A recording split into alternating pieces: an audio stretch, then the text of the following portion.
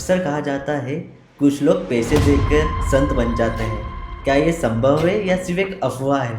गीदड़ यदि शेर की खाल पहन लेगा तो शेर तो नहीं बन जाएगा, सामने आना ही आना है। तो ऐसा मुझे लगता है कि हम देखते हैं सिंहस्थ में, कुंभ में नागा साधु आते हैं। सिंहस्थ के बाद कहाँ चले जाते हैं वो लोग? ये एक गोपनीय सत्य है। इसको मैं आज के युग को समझाने के लिए एक सिंबॉलिक जेस्चर में बताता हूँ। धर्म और रिलीजन में क्या अंतर है? बहुत अलग है। अभी उज्जैन में 3 बड़े मुद्दों पर भारी चर्चा हो रही है। एक लैंड पूलिंग, उज्जैन का विकास और शिप्रा नदी का शुद्धिकरण। कुछ चर्चा करी थी इनके ऊपर। मुझे तो कभी कोई सुझाव के लिए आमंत्रण भी नहीं हुआ और न ही कोई बैठक के अंदर आमंत्रित किया गया। किंतु एक बात ध्यान रखिएगा, हम लोग इस 2 नवंबर से 5 नवंबर के बीच में एक यात्रा निकाल रहे हैं। आज जेनजी की स्थिति क्या है? हर युग के अंदर जेनजी की स्थिति बदलती रही है। आप बता रहे थे आप NSUI से जुड़े हुए थे, तो आप जेल वगैरह भी गए थे, उसकी क्या कहानी थी?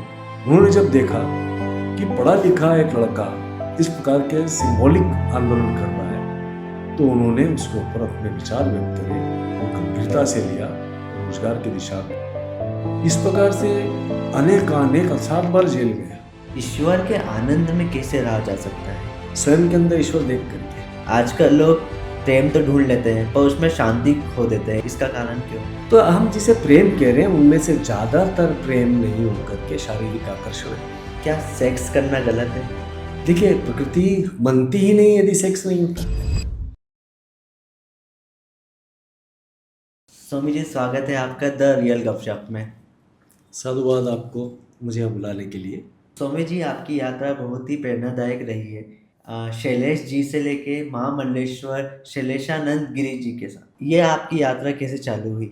जीवन अपने आप में एक यात्रा ही तो है। अलग अलग स्वरूप हमें ईश्वर देता चला जाता है, परिस्थितियाँ देता चला जाता है और हम उनको निभाते चले जाते हैं। अक्सर कहा जाता है कि रास्तों में जितना आनंद है उतना मंजिल में नहीं।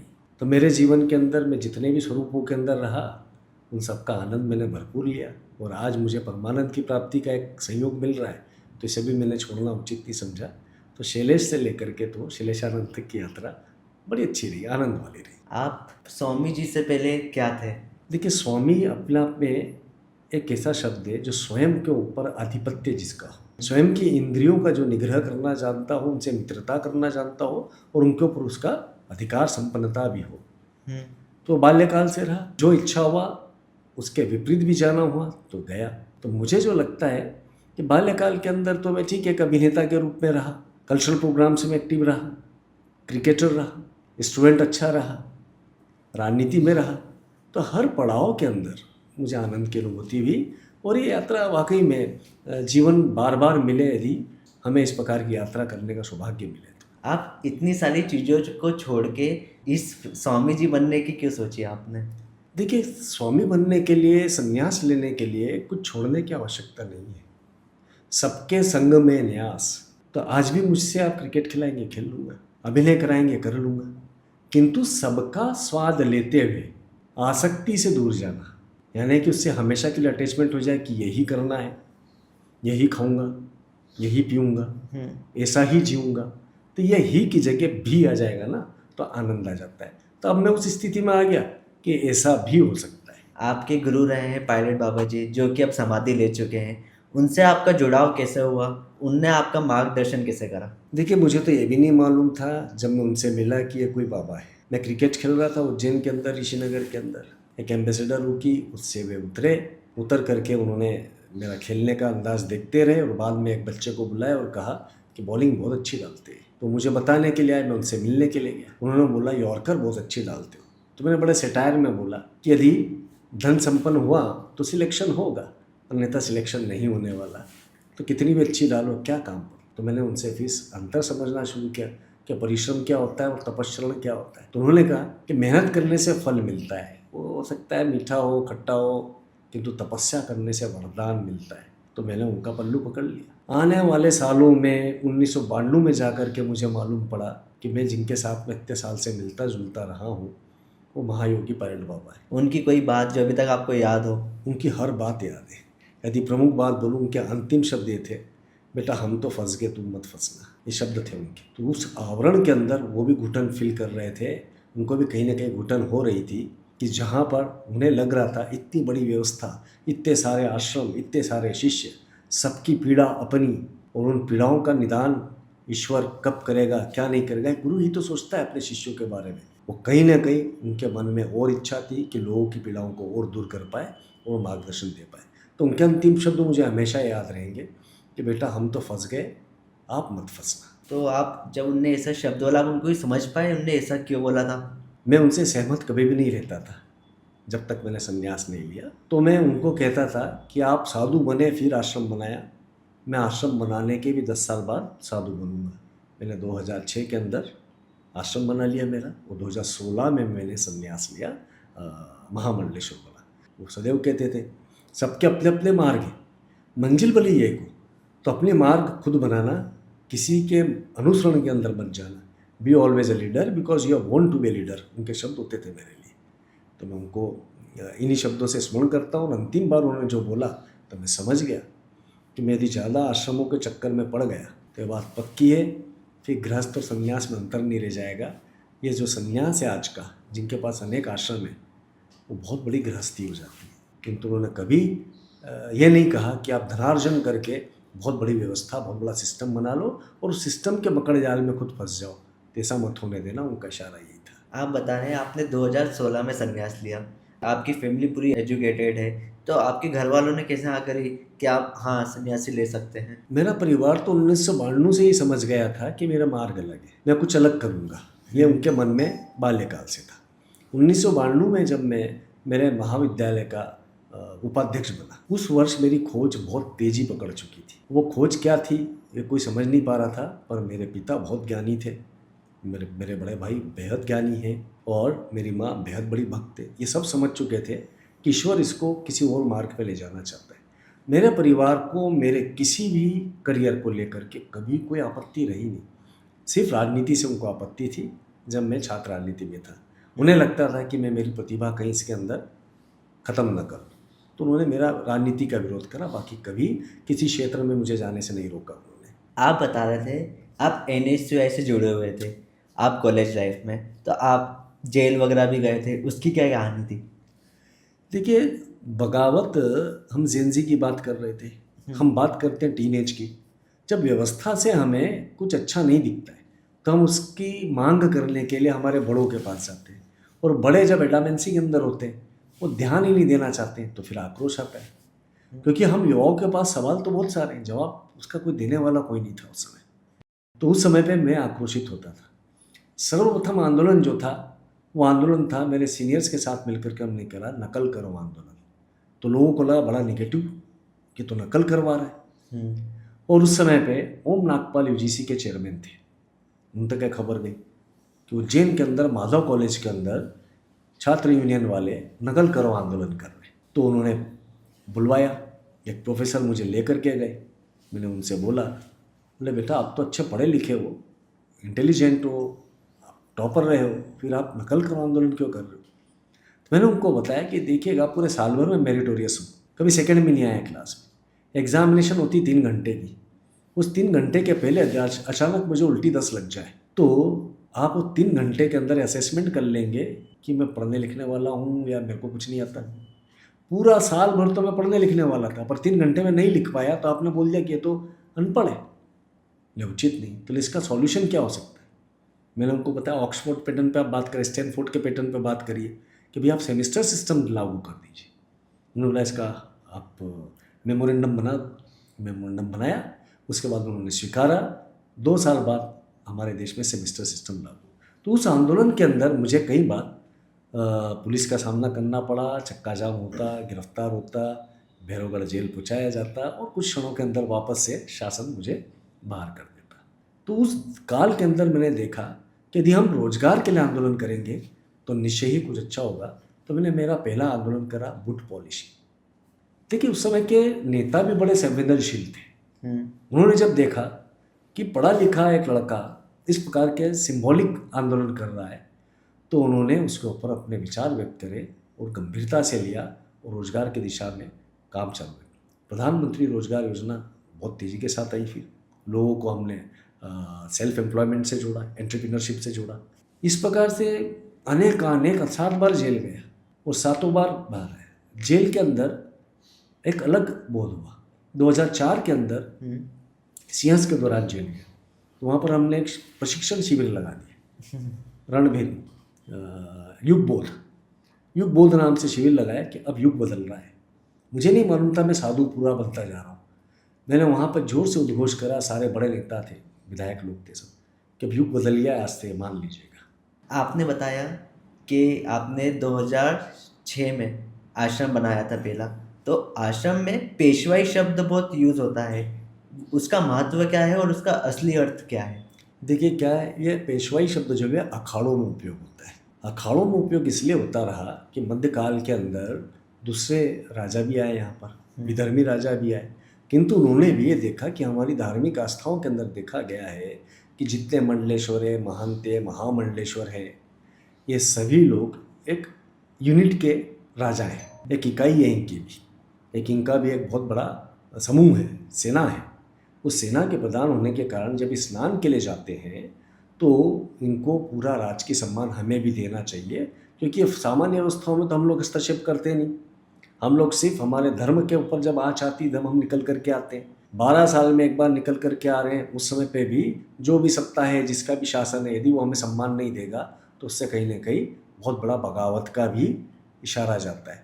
तो उस समय के मुगल काल के जितने शासक थे उन्होंने उसे शाही पेशवाई नाम दिया। शाही पेशवाई का नाम का हमने निरंतर रूप से विरोध करा, तो हमने उसका नाम रखा कि अमृत स्नान रखें, दिव्य स्नान रखें।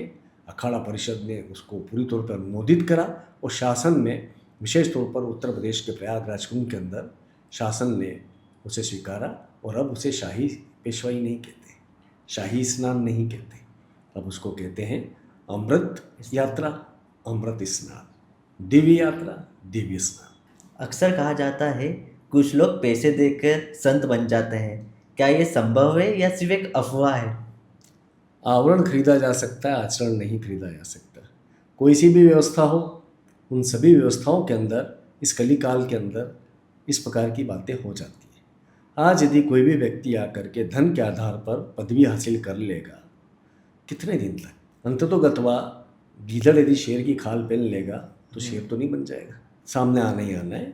तो ऐसा मुझे लगता है कि कहीं एक आध दो ऐसे मामले हुए होंगे, किंतु बाद में जाकर के पूरे संत समुदाय ने, पूरे साधु समुदाय ने, सनातन वैदिक समुदाय ने उन्हें खारिज करा, उन्हें निष्कासित किया, निलंबित किया। स्वामी जी, नागा साधु बनने की प्रक्रिया क्या है? देखिए, नागाओं की 3 जगहों के विशेष महत्व हैं, जहाँ जहाँ कुंभ लगते हैं विशेष तौर पर। सिंहस्थ जहाँ लगता है वो उज्जैनी है। उज्जैनी के अंदर खूनी नागा बनते हैं। खूनी नागा का मतलब ये ना समझे कि वो कोई आक्रामक है या क्रोधी होते हैं, पर आक्रामक है या खून से उनका कोई तारतम्य है। खूनी नागा का मतलब ये कि यहाँ पे गर्मी के अंदर होता है, भीषण गर्मी, 45 डिग्री की गर्मी, उसके अंदर वो तपस्रण करते हैं। तो यहाँ का जो तपस्रण है वो आग्नेय है, तो बड़ा जिसे कह सकते हैं कि ब्लड वार्मिंग है। तो खूनी नागा यहाँ से बनते हैं। उन लोगों को सबसे पहले तो अपना विरजा होम करना होता है, मुंडन होता है, पिंडदान करना होता है और अपने आप को शिव में विलय मानते हुए सौंप देना होता है गुरु के हाथ में। फिर आचार्य जो रहते हैं, आचार्य उनके कान में मंत्र देते हैं और अंत में जा कर के उनकी नागा की पूरा तपस्या होता है। नागा बनने के एक रात पहले उनकी कठोर परीक्षा भी होती है, बड़ा लंबा विधान है उसका। उसके अंदर उनको कई बार तो कटी तक जल के अंदर खड़ा रहना है या बेहद अग्नि के मध्य में खड़ा रहना है। उनका परीक्षण उनके गुरु और अखाड़ा बेहद ताकत के साथ में करते हैं, तब जा कर के उन्हें इस बात का प्रमाणन होता है कि वो नागा होने के योग्य है। और ये नागा बनने के पश्चात से गुरु आज्ञा से अपने अपने कंदराओं में, अपने अपने गिरियों पे यानी पहाड़ों पे, अपने अपने आश्रमों में चले जाते हैं। हम देखते हैं सिंहस्थ में, कुंभ में नागा साधु आते हैं। सिंहस्थ के बाद कहाँ चले जाते हैं वो लोग? जैसे आप भी एक नागा साधु हैं, तो आप तो अभी यहाँ विराजमान हैं, पर बाकी जो नागा साधु हैं, क्योंकि हम कुंभ में बहुत सारे नागा साधु आते हैं, तो वो कहाँ चले जाते हैं? देखिए, ये गोपनीय सत्य है। इसको मैं आज के युग को समझाने के लिए एक सिंबॉलिक जेस्चर में बताता हूँ। शिव से हम निकले हैं, शिव में ही विलय हो जाएंगे। स्नान करने जब हम जाते हैं, स्नान करने के बाद आप निकलते भी बहुत कम लोगों को देखेंगे, कहाँ गए नहीं मालूम। वो अपने अपने स्वरूपों को प्राप्त करके, मैंने आपको बताया, गिरियों पे चले जाते हैं, गिरियन पर्वतों पे चले जाते हैं, कंदराओं में चले जाते हैं, आश्रमों में चले जाते हैं। मणियाँ हैं, जैसे मैं 13 मणि का हूँ, तो मेरी मणि है, यहाँ पे शस्त्रागार है, उन शस्त्रों का प्रशिक्षण, अखाड़ा इसलिए कहा गया, वहाँ पर शास्त्र है, उन शास्त्रों का अध्ययन करना, उसके लिए हम लोग निकल जाते हैं। हमारी आइडेंटिटी सिर्फ हमारे गुरु, हमारा अखाड़ा जानता है। आम जनता के समक्ष तो स्वरूप कई होंगे। दत्तात्रेय हमारे अधिष्ठाता है, जिनके बारे में कहा गया कदा योगी कदा भोगी दिगंबर नमसुते, यानी आपको बिल्कुल भोगी यानी गृहस्थों की तरह कहीं दिख जाएंगे, आपको मालूम ही नहीं पड़ेगा भीड़ के अंदर कि ये कौन है। गुरु दत्तात्रेय इतने विलक्षण हैं। और वहीं पर अचानक आप दिखेंगे कि वो भस्म से बिल्कुल लेपित हुए शमशान के अंदर बैठे हैं या अपने धूने के पास में बैठे हुए, अपने आश्रमों में बैठे हुए, तो वो दिख जाएंगे। ये स्वरूपों की प्राप्ति शिव के अनेकानेक स्वरूप है। उस आधार के ऊपर नागाओं का भी जो विलोपन है बेहद गोपनीय है और वो कभी प्रदर्शित नहीं किया जाता। जो ये दीक्षा ले लेते हैं, नागा साधु रहते हैं, इनकी अंदर सिंहस्थ को लेके क्या भावना रहती है? जो आम इंसान रहता है वो सिंहस्थ को क्या समझता है कि अमृत गिरा था, हम नहाने स्नान जाते हैं तो पवित्र हो जाते हैं।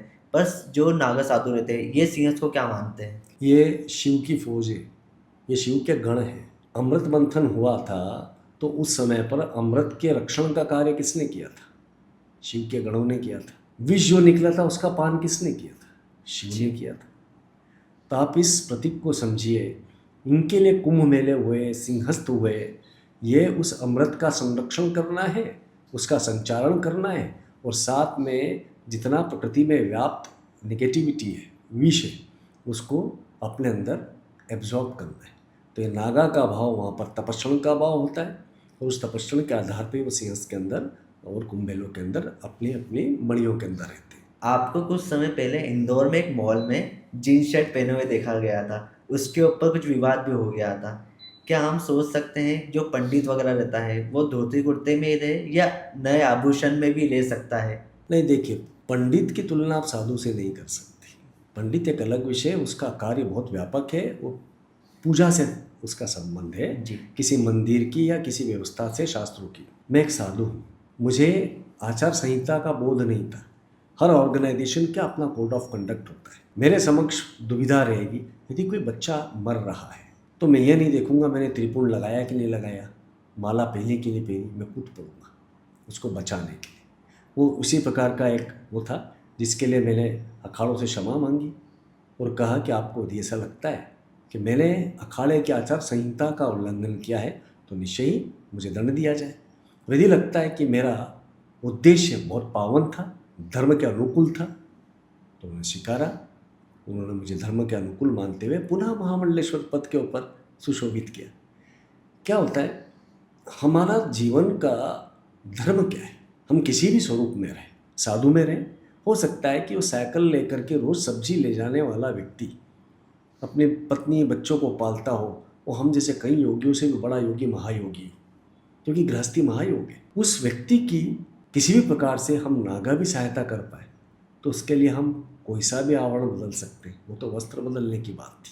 तो हम इस प्रकार के महायोगियों के लिए किसी भी समय कुछ भी करने के लिए तत्पर हैं और बार बार दंड भुगतने के लिए भी तैयार हैं। तो जीन्स शर्ट पहन नहीं सकता कोई भी योगी? योगी क्यों नहीं पहन सकता, पर यदि वो किसी संगठनात्मक व्यवस्था का हिस्सा है जिसके अपने नियम है। आज मिलिट्री का कोई व्यक्ति है, उसको आप सिविलियन ड्रेस में देख पाओगे क्या? वो सिविलियन कब रहेगा? जब वो छुट्टी पे है। तो मैं छुट्टी पे नहीं हूँ और मैंने वस्त्र बदल लिए तो मेरा अपराध है। तो ये वाली स्थिति ऑर्गेनाइजेशनल डिसिप्लिन के अंदर आती है। तो यदि अखाड़े का कोई व्यक्ति है तो जींस शर्ट नहीं पहन सकता, और यदि वो सामान्य रूप से साधक के योगी है, हो सकता है बड़ा अखाड़ों के संतों से भी ज़्यादा बड़ा योगी हो, तो वो पहन सकता है। तो ये विवाद आवरण का नहीं था, ये विवाद कहीं ना कहीं एक बेहद गंभीर संदेश देने के लिए था, और वो गंभीर संदेश समाज को पूर्णतः मिल गया। क्योंकि जिस काल के अंदर ऋषि मुनि होते थे, उस काल में यदि सिलाई मशीन का आविष्कार हुआ होता तो क्या पहन करके वो अपने पूजा अर्चन कर रहे होंगे, ईश्वर ही जानता है। तो ये आधुनिक काल है, इसकी अपनी अलग एक परिपाटी है और हमारे अखाड़ों की अलग मर्यादा है, और दोनों के बीच में सामंजस्य बैठाने वाला आयु वर्ग मेरा है और जिसको मैं बखूबी निभाने का प्रयास कर रहा हूँ। ऐसी परंपरा क्यों है जब भी आप दीक्षा लेते हैं तो आपको आपके पिता के समान गुरु का नाम रखना पड़ता है? ऐसा क्यों बोला जाता है? जब शरीर ही खत्म कर दिया, पिंडदान दे दिया, संन्यास पूर्व पिंडदान है, ये मान लिया जाता है कि आप मृत हो गए और अब आप अपना स्वयं का पिंडदान कर रहे हैं। यानी जितने रिश्ते नाते बंधन हैं सब त्याग दिए जाते हैं और माता पिता को भी बोध हो जाता है कि अब हमारा पुत्र जो है एक नए जीवन को प्राप्त कर गया, मृत्यु को प्राप्त करके इसका पुनर्जन्म हुआ है और पुनर्जन्म के जो इसके पिता हैं वो इसके गुरु हैं। तो हम लोगों के नाम के आगे पिता के तुल्य नाम जो रखा जाएगा वो हमेशा गुरु का लिखा जाएगा। आपने अभी प्रयागराज का कुंभ देखा है, अब सिंहस्थ आने वाला है अपने 2028 में उज्जैन में। हमें क्या तैयारी करनी चाहिए उज्जैन में? देखिए 8 किलोमीटर से 58 किलोमीटर का कुंभ होते हुए हमने प्रयागराज का देखा है इस आधुनिक काल में। वहाँ की भौगोलिक स्थिति बहुत अलग है, उज्जैन की ठीक विपरीत है। उज्जैन में हमारे पास में स्थान का अभाव है, तो मैं चिंतित हूँ कि व्यवस्थाओं को उस मापदंड से स्थापित करना हम सबका कर्तव्य बन रहा है। लगा है, शासन भी लगा है, जनता भी अपने सुझाव देने में लगे हैं, किंतु एक बात स्पष्ट है कि हमारे उज्जैनी के अंदर आगम और निगम यानी एंट्री पॉइंट्स और एग्जिट पॉइंट्स प्रमुख रूप से 5 है। उज्जैन रोड है, अपना इंदौर रोड है, मक्सी रोड है, देवास रोड है, आगर रोड है, बड़नगर रोड है। इन पांचों को मैंने 1996 के अंदर एक बैठक हुई थी, उसके अंदर कह दिया था कि इनको अभी से 8 लेन बनाने की प्रस्तावना कर दीजिए। जिस तेज़ी से जनसंख्या में वृद्धि हो रही है और यह निश्चित था कि आने वाली सप्ताहों के अंदर सनातन का बोध अचानक बहुत तेज़ी से होगा। मैं इसको इसलिए रिनेसेंस पीरियड बोला कि यह धर्म का एक नवीन तरीके का पुनर्जागरण है। पूरा पुनर्जागरण नहीं है, फिक्टिशियस ज़्यादा है, अपरेंट ज़्यादा है, सतही ज़्यादा है, किंतु फिर भी उसके विज्ञापन के कारण, उसके प्रचार के कारण जन समुदाय कितना ज़्यादा आएगा इसका अंदाज़ा मुझे 1996 में था। अब शासन ने उसको स्वीकार करा है। 6 लेन की तो बन रही है सड़कें, देखते हैं कुंभ तक बन जाए, सिंहस्थ तक बहुत बेहतर है। तो हमें मॉब मैनेजमेंट की बहुत ज़्यादा आवश्यकता पड़ने वाली है। पीने के पानी की हमने तो निर्णय लिया कि नर्मदा में स्नान करेंगे, अब आप शिप्रा में ही स्नान करेंगे। अब उसके अंदर आप नर्मदा का जल यदि मिला देंगे तो कुंभ फिर सिंहस्थ किस काम का?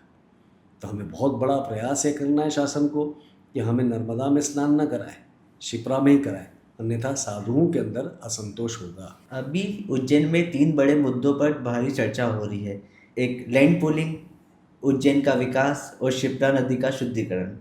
क्या इन चर्चाओं में अखाड़ों ने भी कुछ चर्चा करी थी इनके ऊपर? देखिए, साधु संतों ने अपने अनुमोदन दिए, प्रतिवेदन दिए हैं, उनके हिसाब से शासन ने काम किया है। अभी तक शासन की तरफ से मुझे तो कभी कोई सुझाव के लिए आमंत्रण भी नहीं हुआ और न ही कोई बैठक के अंदर आमंत्रित किया गया। किंतु एक बात ध्यान रखिएगा, हम लोग इस 2 नवंबर से 5 नवंबर के बीच में एक यात्रा निकाल रहे हैं, शिप्रा प्रदक्षिणा। वहाँ से शुरू होगी जहाँ से उद्गम है, उज्जैनी से लेकर के तो राजस्थान में जहाँ कर के चंबल में मिलती है, वहाँ तक की 540 किलोमीटर की ये यात्रा रहेगी। उसके अंदर हम बिंदु निकालेंगे कि किस जगह पे नदी विलुप्त हो गई और क्यों हो गई। लैंड पूलिंग की आपने बात करी, देखिए अब इसको लैंड पूलिंग कहें या लैंड रीऑर्गेनाइजिंग कहें, यह हमें देखना पड़ेगा, समझना पड़ेगा। आज मैं शुरू से एक बात का समर्थक रहा। जब स्मार्ट सिटी की प्रस्तावना मनमोहन सिंह जी की सरकार के समय पे सबसे पहले की थी, उस समय पे मैंने कहा था उनको कि देखिएगा जितनी उपजाऊ ज़मीन है ना, उसके ऊपर आप निर्माण मत होने दीजिए। पूरे भारत में बंजर बहुत है, तो हम जितने भी परमानेंट कंस्ट्रक्शन से वो बंजरों पे करें, एग्रीकल्चरल लैंड को हम मिनिमम यूटिलाइज करें। आज पर कैपिटा फूड ग्रेन हमारा पर्याप्त नहीं है, हमें उसको यदि per capita food grain supply रखना है तो एग्रीकल्चरल लैंड को हमें संभल के रहना पड़ेगा। मध्य प्रदेश शासन ने एक बड़ी अच्छी बात कही कि हम पूरी तौर पर एक्वायर नहीं करेंगे। अभी फुल फॉर्मेट मेरे सामने नहीं आया है क्योंकि अभी उस पर शायद सैंक्शनिंग बाकी है। यदि हमारे अखाड़े साधु संतों के लिए वो पक्का करना की बात कर रहे हैं तो मैं उसे उचित नहीं मानूंगा, किंतु किसानों के भले के लिए यदि कुछ बात हो रही है, साथ में साधु संतों के लिए भी भले की बात हो रही है, तो उसको मैं स्वीकारता हूँ। यदि उनका इंफ्रास्ट्रक्चर आप बना करके दे रहे हैं, जैसा कि मैंने मुख्यमंत्री जी की बात को सुना, मैं स्वागत करता हूँ। इंफ्रास्ट्रक्चर तो किसानों को भी चाहिए, साधु संतों को भी चाहिए, पहुँच मार्ग तो चाहिए ही चाहिए ना। आज हम देखते हैं जब बारिश हो जाती है, तूफान आ जाता है कुंभ मेलों के अंदर, तो हम पहुँच भी नहीं पाते कई जगहों पर, तो उस चीज़ का मैं समर्थन करता हूँ। अभी शासन बात कर रहा है सिंहस्थ के स्थायी शहर बनाने के लिए, जहाँ हॉस्पिटल, स्कूल, संतों के लिए अच्छी व्यवस्था। या ये अच्छी चीज़ है, या पुराने ज़माने में जो अपन करते थे टेंट वगैरह के आश्रम बनाना, ये सही चीज़ है? देखिए, देश काल परिस्थिति में परंपराओं ने भी अपना स्वरूप बदला है, तो कुंभ मेले भी अपना स्वरूप बदलेंगे, सिंहस्थ भी अपना स्वरूप बदलेगा। उस स्वरूप बदलने में हमको ये सोचना है कि हमारी जो मौलिक वैल्यूज़ है, हमारे जो वास्तविक मूल्य हैं, पारंपरिक मूल्य हैं, वो खंडित ना हो पाए। हम उनके लिए अच्छे अस्पताल बनाएं, पूरे भारत के लिए अच्छे अस्पताल यदि साधुओं की ज़मीन पे भी बनते हैं तो हम उसका स्वागत करेंगे। किंतु आप वहाँ पर सिर्फ साधुओं के नाम पर यदि किसी निर्धन या किसी मेहनतकश किसान को पर अन्याय करेंगे तो वो उचित नहीं है, वो साधुता नहीं कहलाएगी। हमें साधुओं को व्यवस्था नहीं चाहिए, हमें साधुओं को कोई सुख सुविधा नहीं चाहिए, हमें चाहिए सिर्फ और सिर्फ वो मार्ग जिसको हम समाज को बताए उसके ऊपर शासन चले। तो साधु संत गुरु जो हैं वो शासन के निर्देशक हैं, उनके पथ प्रदर्शक हैं। अब वो थोड़ी बहुत जवाबदारी हमारे प्रति निभाएं, हम शासन के लिए निभाएंगे और जनता के लिए निभाएंगे। तो ये कोऑर्डिनेशन का मामला है, बिना किसी को आहत किए सबकी सहमति से निर्णय होने चाहिए। थोपे गए निर्णय कभी भी उचित नहीं होते। जैसे हमने स्थायी शहर बना दिया, पक्के आश्रम बन गए, सब चीज़ें बन गए, पर सिंहस्थ के बाद उनका क्या होगा? क्या उसमें संत साधु रहेंगे? साधु संत कभी स्थायी नहीं होते, रमता जोगी बहता पानी। वहाँ पर हमारे सेवक रह सकते हैं, हमारे शिष्य रह सकते हैं। शासन को मेरी तो प्रस्तावना है कि आप महाविद्यालय बनाएं, आप विद्यालय बनाएं। किसी भी नगर के स्वरूप के 3 भाग होते हैं। मैं हमेशा से शासन के धार्मिक पर्यटन के खिलाफ बोलता रहा। उसका कारण ये नहीं है कि मैं उनकी मंशा का विरोध करता हूँ, वो इसलिए कि उनके विचारों के अंदर विस्तार नहीं है। उज्जैनी जो है 2 विषयों के लिए प्रसिद्ध रहा है, विक्रम विश्वविद्यालय, महाकालेश्वर यानी धार्मिक नगरी और शिक्षा की नगरी है। तो ये देशाटन, जहाँ पे शैक्षणिक एक्सकर्शंस होते हैं, वो देशाटन का नगर हो गया। जहाँ पर पूजा पाठ होती है, धर्म का काम होता है, तीर्थाटन का नगर हो गया। आउटस्कर्ट्स के अंदर, बाहरी क्षेत्र के अंदर आप पर्यटन केंद्र खोल सकते हैं, जहाँ पर मनोरंजन हो, वाटर पार्क हो, सब चलेगा। आधुनिक काल है, मैंने कहा देश काल परिस्थिति में परिवर्तन आएगा, किंतु हम इसका स्वरूप पूरी तौर पर सिर्फ और सिर्फ पर्यटन का कर देंगे ना, तो वो पूरे धर्म को भी खंडित करेगा, हमारी बेसिक वैल्यूज़ को आहत करता है। तो मैं उसको कभी भी समर्थन नहीं करता। तो इस नगर को आपको विकास करना है तो विकास की एक बेहद मौलिक आवश्यकता है कि इसका जो मौलिक स्वरूप है उसको बने रहने दिया जाए। स्मार्ट सिटी के नाम पर हम सड़क को खोद देते हैं, शहर को बिगाड़ देते हैं। नया शहर बनाना ही स्मार्टनेस है ना। खुद की बिजली, खुद का पानी, खुद का सड़क, खुद की अस्पताल, खुद के उद्योग, स्वयं का रोजगार, ये सारी चीज़ें नहीं हुई तो स्मार्टनेस किस बात की। आप स्मार्ट सिटी बनाना चाहते हैं तो आउटस्कर्ट्स में बनाइए और जो पुराना शहर है उसको सुविधायुक्त करिए, किंतु उसको तोड़िए मत। स्वामी जी, प्रेम में शांति कैसे मिलेगी? आजकल लोग प्रेम तो ढूंढ लेते हैं पर उसमें शांति खो देते हैं, इसका कारण क्यों? देखिए, हम हमारे कंपोनेंट्स क्या है, हमारे अस्तित्व क्या, हमारे एग्जिस्टेंस के घटक क्या है? शरीर, मन, बुद्धि, आत्मा, ये प्रमुख 4 घटक हम यदि माने तो हम जिसे प्रेम कह रहे हैं उनमें से ज़्यादातर प्रेम नहीं होकर के शारीरिक आकर्षण है। फिर मन से हम प्रभावित हो जाते हैं, मन मनोरंजन का कारण है। आपको लगता है किसी का बोलना अच्छा लग रहा है, किसी का मुस्कुराना अच्छा लग रहा है, किसी का दिखना अच्छा लग रहा है, किसी का लिखना अच्छा लग रहा है, तो आप उसे मन से प्रेम करने लग जाते हैं। तो ये जो लोग हैं कि जो प्रेम में उलझे हैं, वो प्रेम में उलझते इसलिए हैं कि वो आपस में एक दूसरे पे विश्वास नहीं कर पाते। प्रेम होता है ना वास्तविक आत्मिक, तो स्वतः विश्वास हो जाता है। आप घर का दरवाज़ा खुला छोड़ करके चले जाते हैं जब मोहल्ले के अंदर प्रेम होता है। तो प्रेम बीज है विश्वास का, और ये दोनों मिलकर के फिर विश्वास बीज बनाता है शांति का। तो आपने सुना होगा ऐसे अनेक जगह, ऐसे अनेक गांव हैं आज भी जहां पर घरों में ताले नहीं लगते। ऐसे अनेक लोग हैं जो पूरी तौर पर निर्भर हैं एक दूसरे के ऊपर, छोड़ देते हैं बात को कि वो है ना, तो मैं हूं ना, और वो है ना वाला जो भाव है ना, वो भाव ही प्रेम है। इसलिए प्रेम से ही शांति संभव है। क्या आंदोलन करना गलत है? बिल्कुल नहीं। प्रकृति का उद्भव जो हुआ है वो आंदोलन से हुआ है। रुद्र और शक्ति का मैथुन ही है ये सृष्टि। जब ये सृष्टि का उद्भव हुआ तो रुद्र और शक्ति ने आपस में परस्पर घर्षण किया, तब जाकर के प्रकृति का उदय हुआ। और ये जो रुद्र है इसका यामल होना, यामल यानी मैथुनीय होना, वो अपने आप में आंदोलनात्मक है। बिना आंदोलन के तो भारत को आज़ादी नहीं मिलती। तो प्रकृति के अंदर निरंतर रूप से आंदोलन चलता है, शरीर के अंदर चलता है। जब नकारात्मक शक्तियाँ हावी होने लगती है, वो आंदोलन करने लगती है, तो आपको बीमार हो जाते हो। तो आंदोलन तो सतत चलने वाली एक क्रिया है, तो आंदोलन करना कोई बुरी बात नहीं। ईश्वर के आनंद में कैसे रहा जा सकता है? स्वयं के अंदर ईश्वर देख करके। खोजने जाओगे तो कहीं नहीं मिलेगा। कहते हैं ना कि जब सच्चा शिष्य तैयार है तो गुरु स्वयं आ जाता है। जीवन आनंद की खोज है। इसके पहले मैंने आपको 4 अपव्यय बताए। शरीर का आनंद कायम है, वेल ग्रूमिंग, जिम जाना, है ना, अच्छा दिखना, ये शरीर का आनंद है। थोड़े दिन में इससे बोर हो जाते हैं। फिर आता है मन का आनंद, मनोरंजन करते हैं, इसका गाना सुन ले, वो वाली मूवी देख लें। उसके बाद में उससे भी बोर हो जाते हैं। दिन भर गाने नहीं सुन सकते, दिन भर मूवी नहीं देख सकते, दिन भर क्रिकेट नहीं खेल सकते, पर वो भी आनंद नहीं।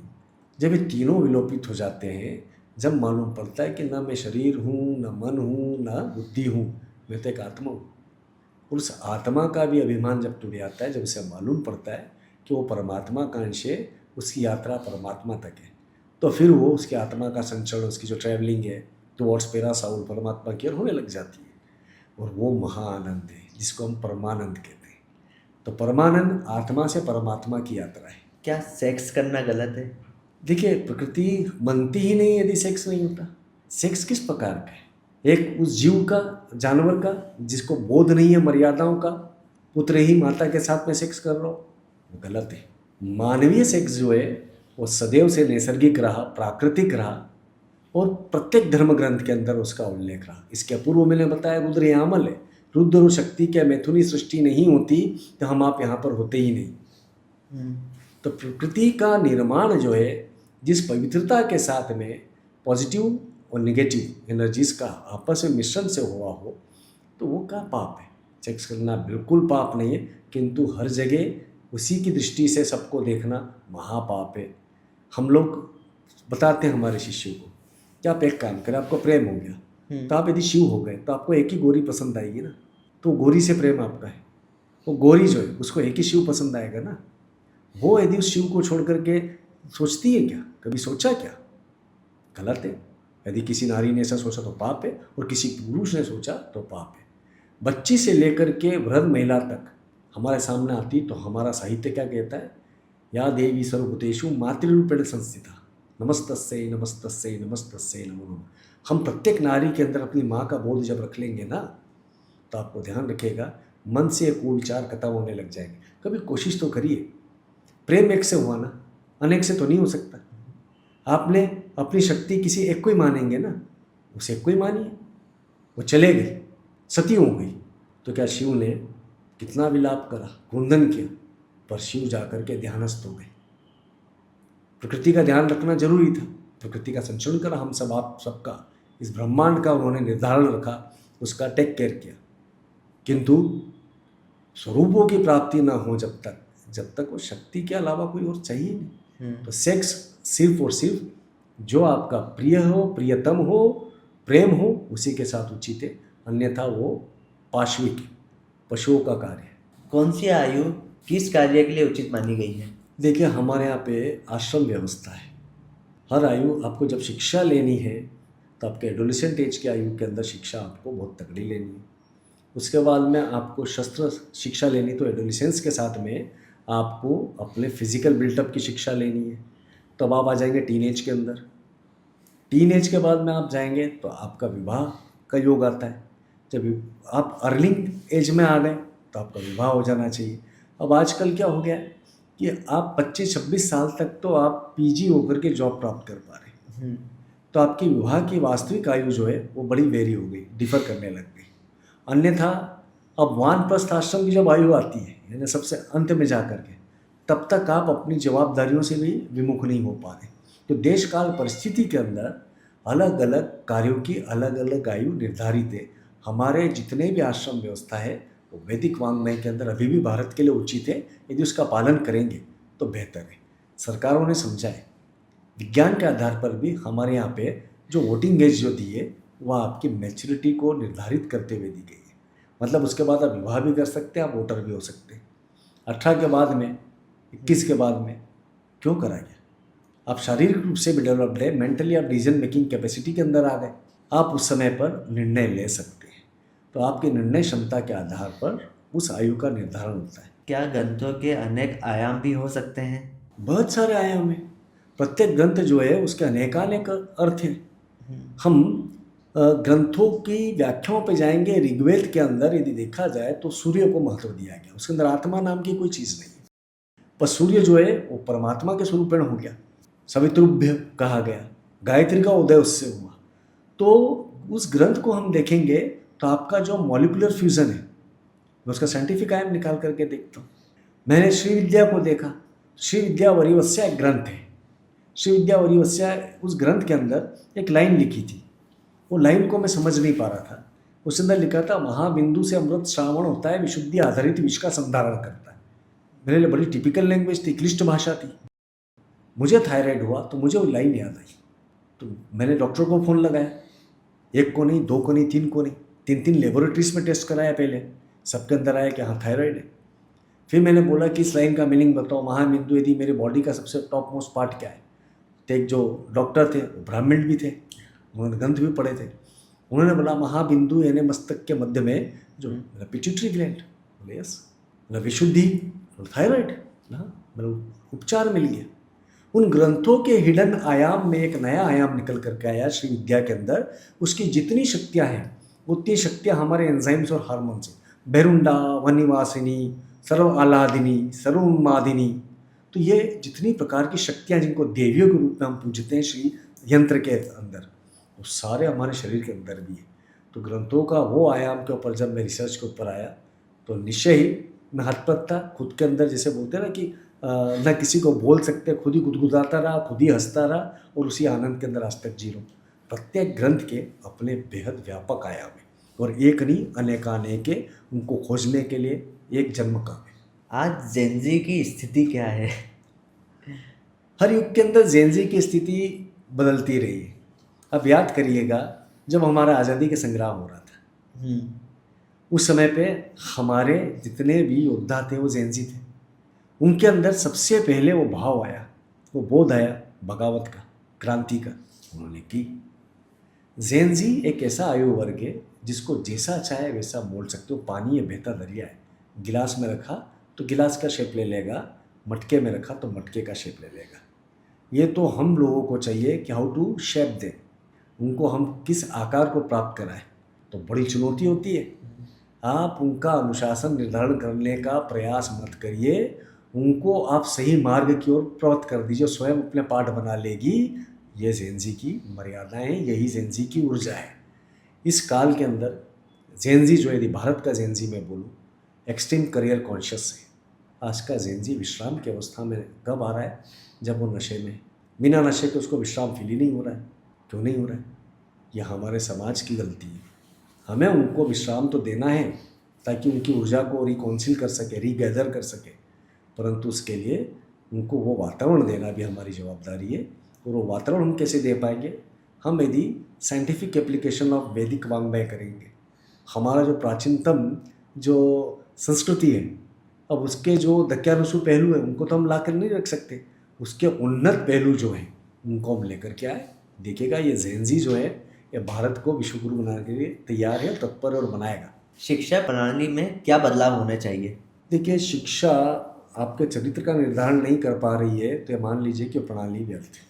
हम विश्वविद्यालयों में जाते हैं तो हम प्रोफेसरों के चेहरों पे देखते हैं, उनके ऊपर भी आंतरिक संघर्ष का भाव दिखता है।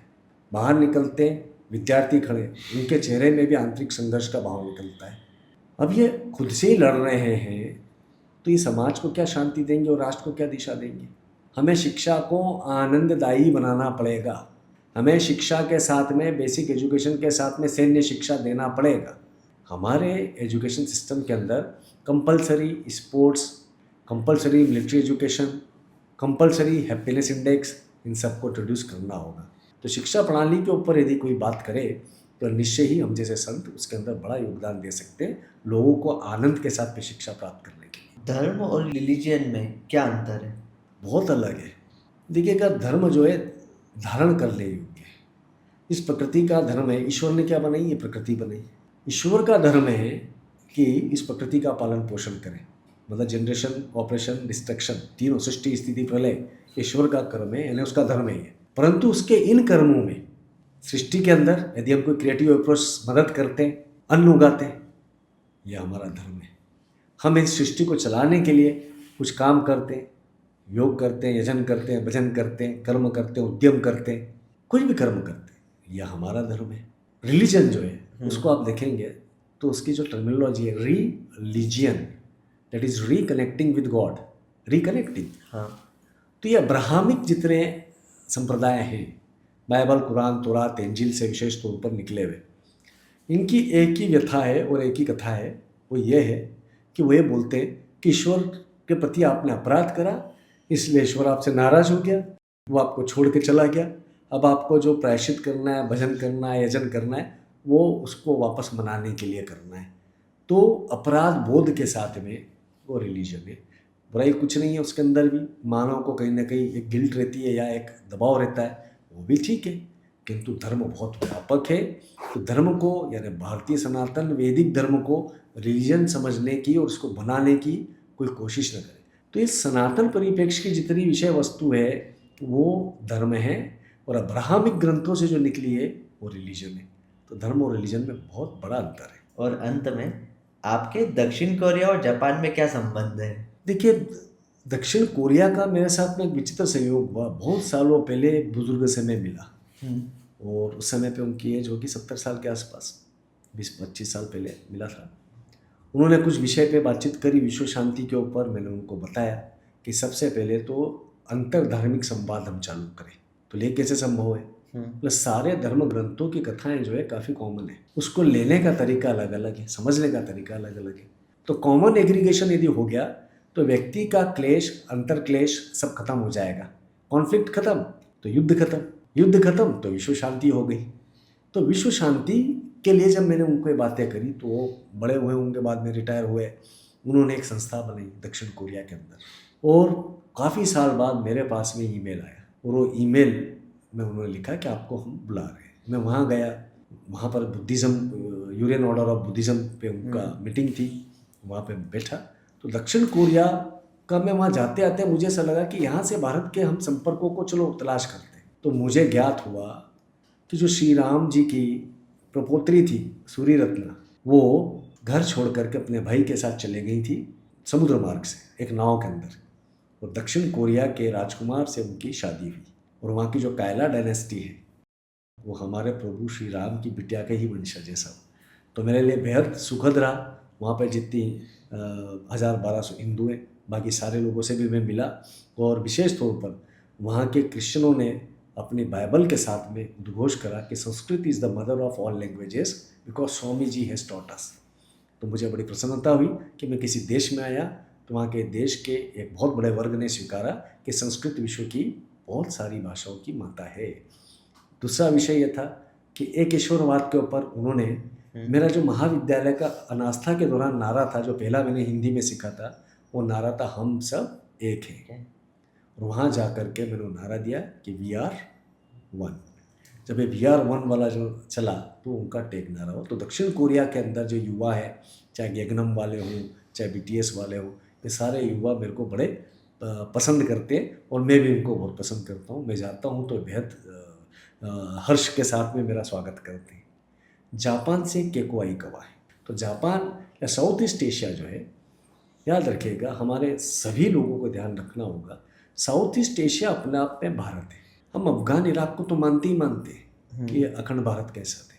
साउथ ईस्ट एशिया पूरा जो था, यहाँ तक कि शंघाई तक, ये अखंड भारत में था, और मध्य प्रदेश के अधीन था। मध्य प्रदेश के एक युवा राजा के अधीन था चीन का वो हिस्सा। ये चीज़ लोगों को नहीं मालूम। इन जगहों पर यदि हम खोदेंगे, मैं कहता हूँ कई बार उग्र होकर के खोदेंगे तो निकलेगा शिवलिंग ही। तो साउथ ईस्ट एशिया से विश्व शांति संभव है, वो भारत इसका नेतृत्व करेगा। ये मैं अभी से उद्घोष कर रहा हूँ, और देखेगा बहुत जल्दी इसको आप परिणित होते हुए देखेंगे। हमारे व्यूअर्स के लिए आप कुछ बोलना चाहेंगे? आप हमारे व्यूअर्स के लिए। बहुत साल पहले किसी एडवर्टीजमेंट की लाइन थी, when it can't be done it has to be done. जब नहीं किया जा सकता है तो करना ही है। सकारात्मक प्रतियोगिता के साथ में जुट जाइए। देखिएगा, दूसरा एक विषय है कि किसी पाश्चात्य फिलोसोफर ने कह दिया सक्सेस इज काउंटेड स्वीटेस्ट, तो उसकी कब्र पे जूते मारो। उसे सफलता की परिभाषा ही नहीं मालूम। हो सकता है आपके लिए जो सफलता है मेरे लिए वो असफलता हो। तो सफलता आत्मिक सुख के अंदर है। आपको आत्मिक सुख जिसमें मिले उसे ही सफलता मानिएगा। धन वैभव से सफलता का आकलन मत कीजिएगा। तो आप आत्मिक रूप से सफल हो, यही मेरी कामना है। धन्यवाद। नमो नारायण जी।